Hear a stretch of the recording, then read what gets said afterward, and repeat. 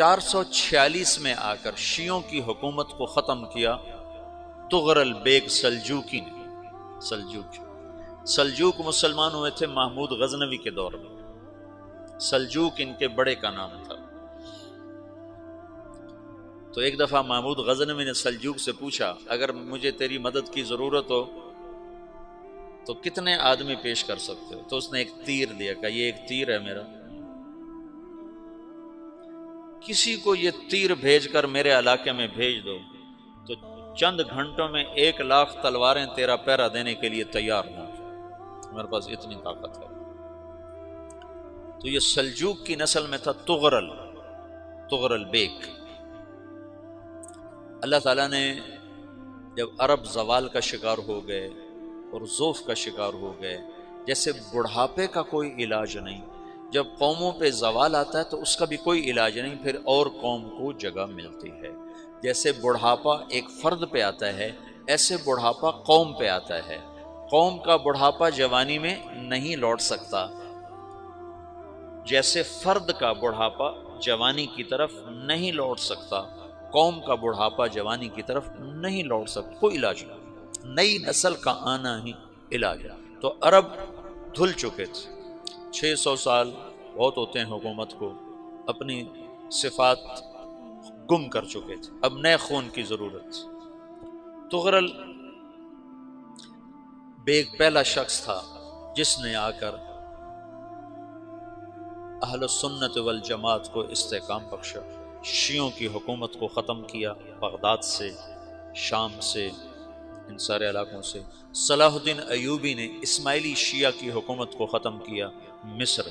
العاضد ان کا آخری خلیفہ تھا۔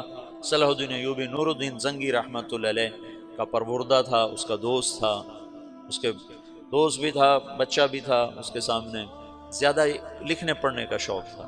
پھر اللہ تعالیٰ نے اس سے کام لیا اور اس کو مصر کا گورنر بنا کے بھیجا، مصر کی مدد کے لیے بھیجا۔ تو وہاں اس نے صلاح الدین ایوبی نے وہاں ختم کیا، طغرل بیگ نے یہاں ختم کیا۔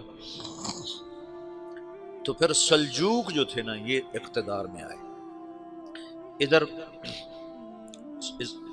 ختم ہو گئی سلطنت بنو عباس کی، مصر ایک چھوٹی سی ترکوں کی سلطنت۔ تو اللہ تعالیٰ پھر مرکزیت کے لیے ایک نظام چلایا، دو لشکر آپس میں لڑ رہے ہیں ایک میدان میں، ایک جنگلی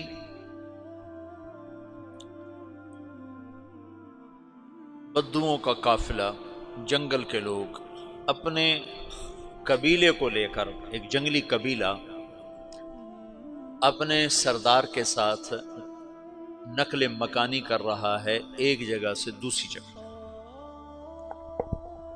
اللہ کا نظام کہ یہ لوگ چلتے چلتے چلتے اس وادی میں پہنچ گئے جہاں جنگ ہو رہی ہے، دو لشکر آپس میں لڑ رہے ہیں۔ جب یہ وہاں پہنچتے ہیں تو ایک لشکر کے قدم اکھڑ رہے ہیں اور دوسرا غالب آ رہا ہے۔ ان کو نہیں پتا شکست کھانے والے کون ہیں اور فتح پانے والے کون ہیں، ان کو نہیں پتا۔ اس جنگلی قبیلے کے سردار کا نام بھی طغرل ہے، طغرل۔ تو یہ سردار کہتا ہے جو شکست کھا رہے ہیں ان کی مدد کرو، کچھ پتہ نہیں کون ہے، کہتا جو شکست کھا رہے ہیں ان کی مدد کرو۔ تو 400 وحشی جنگلیوں نے فاتح لشکر کے پیچھے حملہ کر دیا۔ وہ تو ایک کافی ہوتا تھا، 400 دوڑ جب تلواریں پڑیں تو چند لمحوں میں نقشہ بدل گیا، بھاگنے والے جم گئے اور جمنے والے بھاگ پڑے۔ جب جنگ ختم ہوئی تو شکست خوردہ لشکر کے بادشاہ نے ان کو بلایا، اسے پوچھتا ہے مجھے جانتے ہو میں کون ہوں؟ کہا نہیں۔ کہا تو تم نے میری مدد کیوں کی؟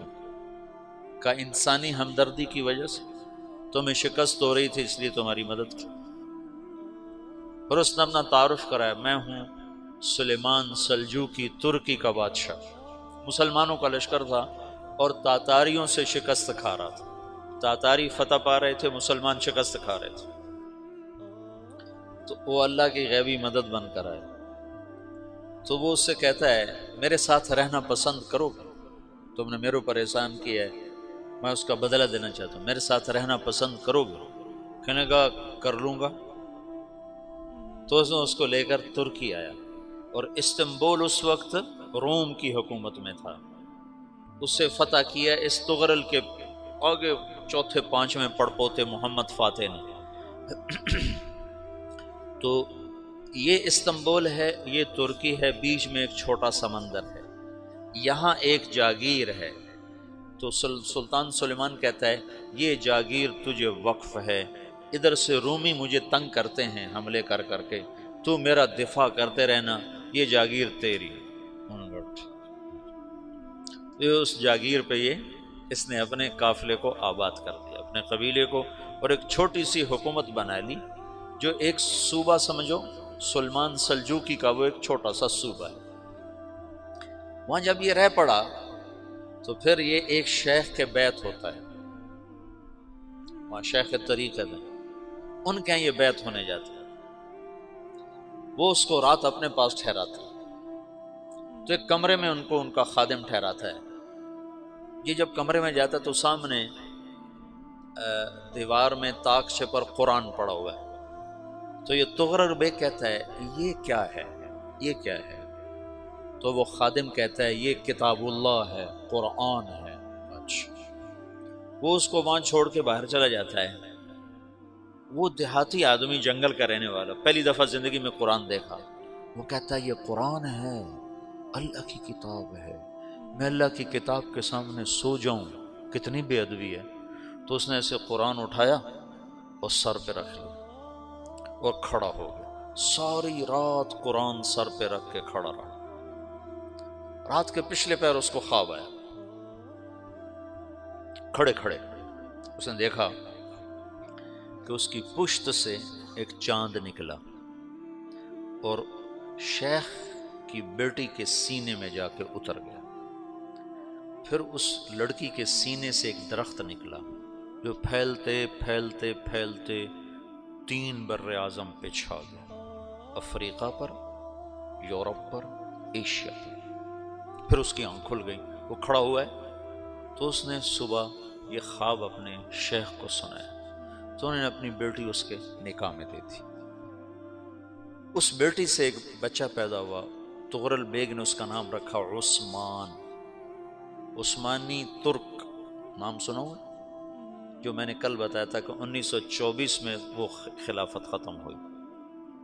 تو ایک بیٹا پیدا ہوا عثمان۔ عثمان نے پھر ایک نئی اسلامی حکومت کی بنیاد رکھی جو 1924 تک چلتی رہی، کوئی 800 سال یہ حکومت چلی۔ تو حکومت کا شیرازہ بکھرا، لیکن پھر جڑ جاتا تھا، اور وہ قرن اول والا جوڑ کبھی نہ پیدا ہوا، ٹکڑے بن گئے۔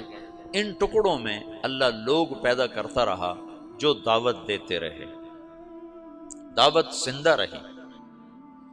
جو تربیت کا نظام تصوف کے ساتھ تھا اب وہ تبلیغ کے ساتھ۔